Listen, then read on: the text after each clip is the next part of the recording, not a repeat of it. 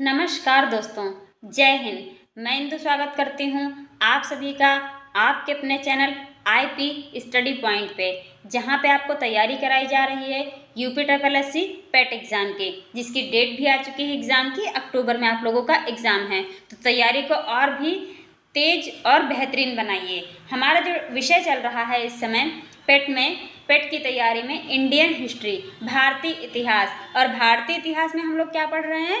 प्राचीन इतिहास। प्राचीन इतिहास में हमारा टॉपिक चल रहा है गुप्त वंश। आज का हमारा टॉपिक है गुप्त वंश के बारे में हम लोग पढ़ेंगे।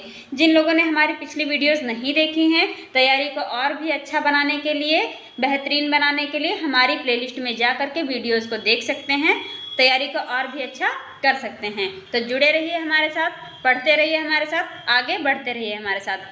टॉपिक आज का हमारा है गुप्त वंश। चैनल को सभी लोग सब्सक्राइब कीजिएगा, वीडियो को लाइक और शेयर कीजिएगा। शुरू करते हैं आज का टॉपिक, गुप्त वंश। देखिए, गुप्त साम्राज्य, हमारा पॉइंट क्या है? गुप्त साम्राज्य। गुप्त साम्राज्य जो उसके संस्थापक थे, कौन थे? श्री गुप्त गुप्त वंश के संस्थापक थे। क्वेश्चन आता है कि गुप्त वंश के संस्थापक कौन थे? तो श्री गुप्त जी थे।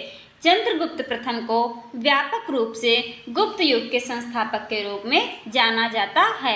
अगर नॉर्मली क्वेश्चन आता है कि गुप्त वंश के संस्थापक कौन थे, तो कौन माना जाएगा? श्री गुप्त। लेकिन अगर व्यापक रूप से पूछा जाएगा तो चंद्रगुप्त प्रथम जी जो थे, उनको व्यापक रूप से गुप्त वंश का संस्थापक माना जाता है। अगला पॉइंट है हमारा कि चंद्रगुप्त प्रथम 319 से 335 ईस्वी तक रहे। कब से कब तक? 319 से 335 ईस्वी। इन्होंने 320 ईस्वी में गुप्त संवत की शुरुआत करी। आप लोगों ने पढ़ा होगा शक संवत, गुप्त संवत। संवत होते हैं ना कई प्रकार के, तो गुप्त संवत की शुरुआत किसने की थी? चंद्रगुप्त प्रथम ने। कब? 320 ईस्वी में की थी। बढ़ते हैं आगे। चंद्रगुप्त महाराजा धीराज की उपाधि धारण की। चंद्रगुप्त जी ने क्या किया? महाराजा धीराज की उपाधि इन्होंने धारण की। चंद्रगुप्त प्रथम ने लिच्छवी राजकुमारी कुमार देवी से विवाह किया था। पढ़ते हैं हम आगे समुद्रगुप्त के बारे में। अगला हमारा पॉइंट क्या है? समुद्रगुप्त। देखिए, समुद्रगुप्त 335 से 375 ईस्वी तक रहा। चंद्रगुप्त प्रथम के बाद उनका पुत्र समुद्रगुप्त जो है वो शासक बना। चंद्रगुप्त प्रथम का पुत्र कौन था? समुद्रगुप्त था। वो चंद्रगुप्त प्रथम के बाद उनका शासक बना। वह लिच्छवी राजकुमारी कुमार देवी से उत्पन्न हुआ था। वह स्वयं को लिच्छवी दौहित्र कहने पर गर्व का अनुभव करता था। समुद्रगुप्त अपने आप को क्या कहता था? लिच्छवी दौहित्र कहता था। समुद्रगुप्त का शासनकाल राजनीतिक एवं सांस्कृतिक दोनों ही दृष्टियों से गुप्त साम्राज्य के उत्कर्ष का काल माना जाता है। तो समुद्रगुप्त अपने आप को क्या कहता था? कुमार देवी का पुत्र होने की वजह से लिच्छवी दौहित्र। और लिच्छवी दौहित्र क्यों कहता था? क्योंकि वो लिच्छवी की राजकुमारी थी। कौन? कुमार देवी। आगे बढ़ते हैं हम लोग। हरिशेन रचित प्रयाग प्रशस्ति। हरिशेन जी ने क्या रचित किया था? क्या कौन सी पुस्तक लिखी है? प्रयाग प्रशस्ति से समुद्रगुप्त की विजयों की विस्तृत जानकारी मिलती। अगर पूछा जाए क्वेश्चन कि समुद्रगुप्त के विजयों की जानकारी कहाँ मिलती है, वो भी विस्तृत रूप में, एक्सप्लेनेशन के रूप में, तो प्रयाग प्रशस्ति से मिलती है। और प्रयाग प्रशस्ति लिखी किसने है? हरिशेन जी ने लिखी है। बढ़ते हैं हम आगे कि समुद्रगुप्त ने दिग्विजय की योजना बनाई थी। प्रयाग प्रशस्ति के अनुसार इस योजना का ध्येय धरण बंध, भूमंडल को बांधना था। प्रयाग प्रशस्ति के अनुसार जो ये योजना थी, दिग्विजय योजना, इसका ध्येय क्या था? एक उद्देश्य जिसको बोलते हैं धरणी बंध, यानी भूमंडल को बांधना। अगले पॉइंट पे आते हैं कि समुद्रगुप्त ने सैन्य विजय के बाद एक अश्वमेध यज्ञ भी किया था और अश्वमेध कर्ता की उपाधि धारण की थी। किसने अश्वमेध यज्ञ किया था? समुद्रगुप्त ने किया था, इसीलिए ने अश्वमेध कर्ता की उपाधि धारण की थी। अगला पॉइंट है कि समुद्रगुप्त एक उच्च कोटि का कवि भी था। उसको कविराज के नाम से जाना जाता था। एक सिक्के पर उसे वीणा बजाते हुए दिखाया गया।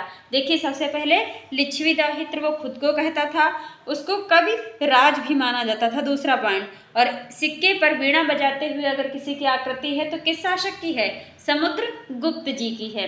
बढ़ते हैं आगे हम अगले नेक्स्ट पॉइंट पे कि समुद्रगुप्त ने उत्तर भारत आर्यावर्त के 9 शासकों को पराजित किया था।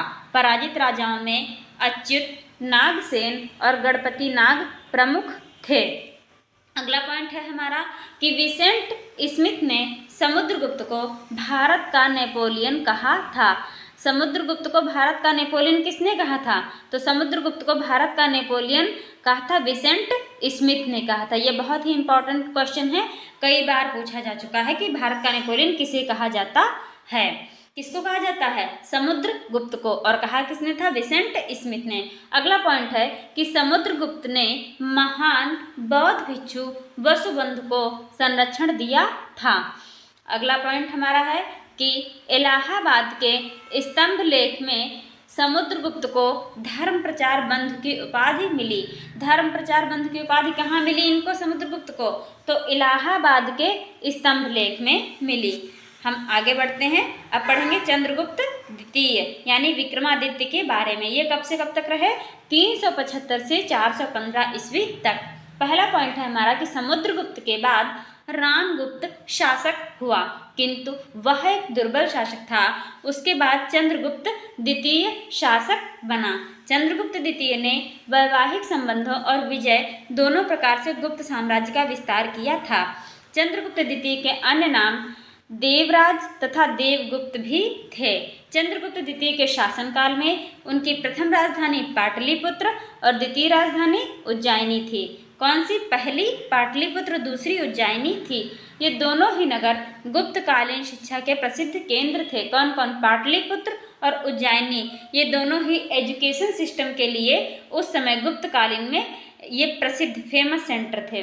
उसका प्रधान सचिव वीरसेन तथा सेनापति अग्रकारदव बौद्ध था। ठीक है, क्या था?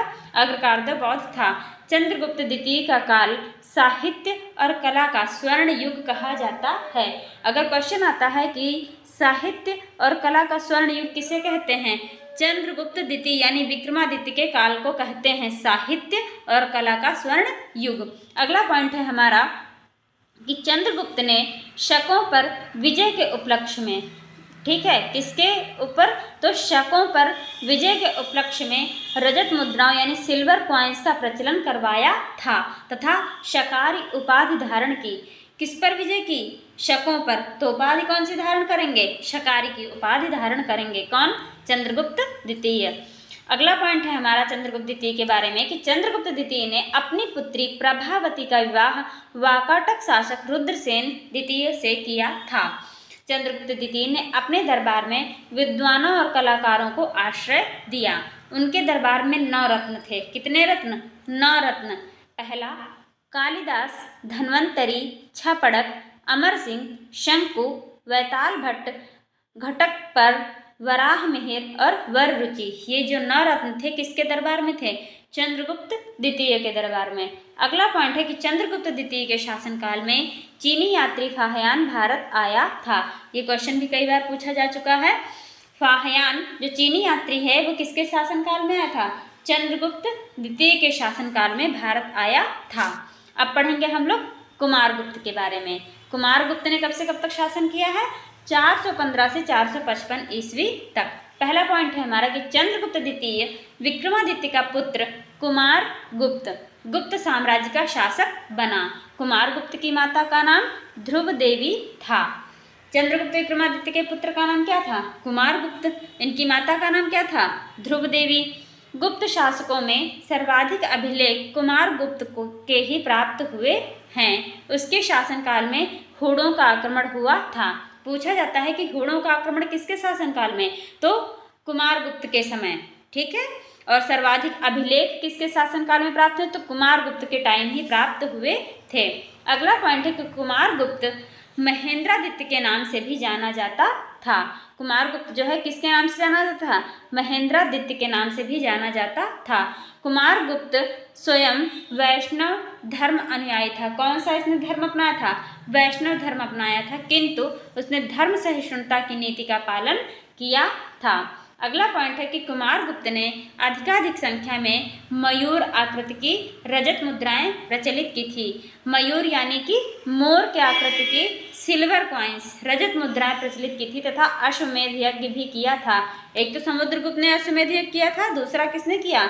कुमारगुप्त ने किया। आते हैं नेक्स्ट पॉइंट पे कि कुमारगुप्त प्रथम के शासनकाल में नालंदा विश्वविद्यालय की स्थापना हुई थी। इस विद्यालय को ऑक्सफोर्ड ऑफ महायान बौद्ध कहा जाता है। किसको? नालंदा विश्वविद्यालय को कहते हैं कि ऑक्सफोर्ड ऑफ महायान बौद्ध। बढ़ते हैं आगे, हम पढ़ेंगे प्रशासन। भारत में मंदिरों का निर्माण गुप्त काल से शुरू हुआ। क्वेश्चन आता है कि भारत में मंदिरों का निर्माण किसके शासनकाल से शुरू हुआ? तो गुप्त काल से शुरू हुआ है। देवगढ़ का दशावतार मंदिर गुप्त काल का सबसे उत्कृष्ट, सबसे अच्छा मंदिर था, देवगढ़ का दशावतार मंदिर। नेक्स्ट पॉइंट पे आते हैं कि गुप्तकालीन बौद्ध गुफा मंदिरों में अजंता एवं बाघ की गुफाएं प्रमुख हैं। गुप्त शासकों की राजकीय या आधिकारिक भाषा कौन सी थी? संस्कृत थी। गुप्त काल में भाग एवं भोग राजस्व कर था। कैसा टैक्स? राजस्व टैक्स था। भाग जो था, भाग कहते हैं उपज का छठा हिस्सा होता था। कोई भी चीज़ जो फसल उत्पन्न हुई है, उपज हुई है, उसका छठा हिस्सा यानी भाग कहलाएगा। और जो भोग होता था, सब्जी तथा फलों के रूप में दी जाती थी। मतलब भोग जो टैक्स था वो सब्जी एवं फलों के रूप में दिया जाने वाला टैक्स था। बढ़ते हैं हम आगे, आते हैं क्वेश्चंस पे। थ्योरी हमने आज की पढ़ ली। क्वेश्चन, गुप्त वंश का संस्थापक कौन था? तो हमने पढ़ा था कि गुप्त वंश का संस्थापक कौन था? श्री गुप्त जी थे गुप्त वंश के संस्थापक। पहले का सी ऑप्शन बिल्कुल सही आंसर है। नेक्स्ट क्वेश्चन पे आते हैं कि गुप्त वंश के किस शासक ने सर्वप्रथम महाराजा धीराज की उपाधि धारण की थी? तो किस शासक ने धारण की थी महाराजा धीराज की उपाधि? चंद्रगुप्त प्रथम ने धारण की थी महाराजा धीराज की। दूसरे का सी ऑप्शन सही है। आते हैं नेक्स्ट क्वेश्चन पे कि किस गुप्त शासक को कविराज कहा गया? कविराज किसे कहा गया? समुद्रगुप्त को कहा गया कविराज। नेक्स्ट क्वेश्चन पे आते हैं, क्वेश्चन नंबर 4, किस गुप्त शासक को भारत का नेपोलियन कहा जाता है? भारत का नेपोलियन किसे कहते हैं? समुद्रगुप्त को भारत का नेपोलियन कहते हैं। और कहा किसने था? विसेंट स्मिथ ने कहा था। बढ़ते हैं हम नेक्स्ट क्वेश्चन पे, क्वेश्चन नंबर 5 कि श्रीलंका के राजा मेघवर्मन ने किस गुप्त शासक से भगवान बुद्ध का मंदिर बनवाने की अनुमति मांगी थी? समुद्रगुप्त, स्कंदगुप्त, कुमारगुप्त या उपगुप्त? किससे उन्होंने भाई अनुमति मांगी थी? ऑप्शन नंबर ए, समुद्रगुप्त से अनुमति मांगी थी। आते हैं नेक्स्ट क्वेश्चन पे, क्वेश्चन नंबर 6, चीनी यात्री फाहयान किसके शासनकाल में भारत आया था? समुद्रगुप्त, चंद्रगुप्त प्रथम, चंद्रगुप्त द्वितीय या फिर कुमारगुप्त? तो किसके शासनकाल में चीनी यात्री फाहयान जो है वो भारत आया था? ऑप्शन नंबर सी, चंद्रगुप्त द्वितीय के टाइम आया था। आएंगे नेक्स्ट क्वेश्चन पे, चंद्रगुप्त विक्रमादित्य ने किस उपलक्ष्य में चांदी के सिक्के जारी किए थे? राजा बनने के, घोड़ों को पराजित करने के, शादी करने के या शकों को पराजित करने के उपलक्ष्य में? तो ऑप्शन नंबर डी सही आंसर है कि शकों को पराजित करने के उपलक्ष्य में चांदी के सिक्के जारी किए थे। किसने? चंद्रगुप्त विक्रमादित्य ने। नेक्स्ट क्वेश्चन पे आते कि गुप्तकालीन नवरत्न किसके दरबार में थे? किसके दरबार में थे गुप्तकालीन नवरत्न? ऑप्शन नंबर डी, चंद्रगुप्त द्वितीय के दरबार में थे नवरत्न।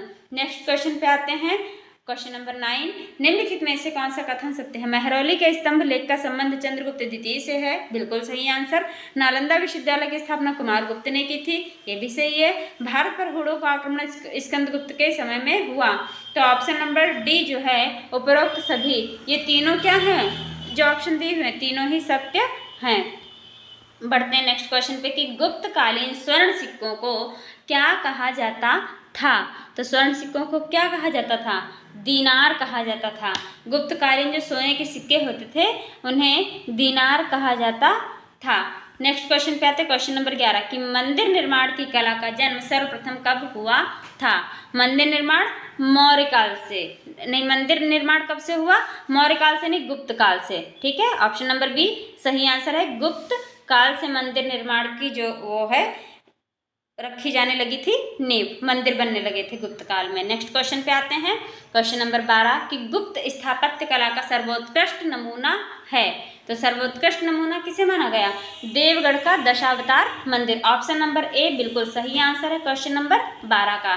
नेक्स्ट क्वेश्चन 13 पे आते हैं, सर्वाधिक सोने के सिक्के किस काल में चलाए गए? तो सर्वाधिक सोने के सिक्के गुप्त काल में चलाए गए। ऑप्शन नंबर ए सही आंसर है। नेक्स्ट क्वेश्चन, निम्न में से कौन सा चीनी यात्री गुप्त काल के संबंध में जानकारी देता है? फाहयान, ह्वेनसांग, इत्सिंग या फिर ये सभी? ऑप्शन नंबर ए फाहयान जी देते हैं किसके? गुप्त काल के बारे में इंफॉर्मेशन। नेक्स्ट क्वेश्चन, अभिलेखों के अनुसार गुप्त वंश का संस्थापक था श्रीगुप्त, समुद्रगुप्त, चंद्रगुप्त प्रथम, चंद्रगुप्त मौर्य। तो अभिलेखों के अनुसार गुप्त वंश का जो प्रथम शासक था, ऑप्शन नंबर ए श्रीगुप्त था। सही आंसर है। नेक्स्ट क्वेश्चन पे बढ़ते हैं। क्वेश्चन नंबर 16, समुद्रगुप्त का दरबारी कवि कौन था? तो समुद्रगुप्त का दरबारी कवि कौन था? हरिशेण। कौन था? हरिशेण। इन्होंने कौन सी पुस्तक लिखी थी? हरिशेण जी ने प्रयाग प्रशस्ति लिखी थी। आते हैं नेक्स्ट क्वेश्चन पे। क्वेश्चन नंबर 17, महरौली का लौह स्तंभ किस शासक से संबंधित है? तो महरौली का जो लौह स्तंभ है वो चंद्रगुप्त द्वितीय से संबंधित है। आते हैं नेक्स्ट क्वेश्चन पे। Question number